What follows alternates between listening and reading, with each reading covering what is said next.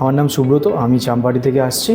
আমি 2021 সালে graduation complete করি। ইচ্ছা ছিল এক সময় আইটিতে জব করার জন্য।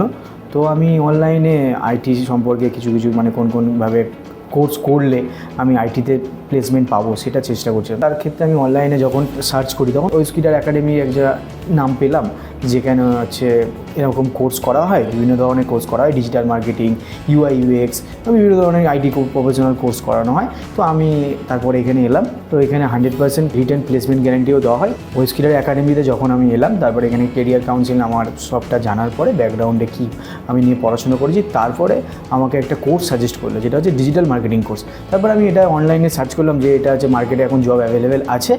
তো সেই কারণে আমি সেটাকে জয়েন করলাম। ওয়েবস্কিটার একাডেমি আমি কোর্স যখন জয়েন করলাম, ফ্যাকাল্টি মেম্বার যিনি ছিলেন তিনি খুবই হেল্পফুল ছিল।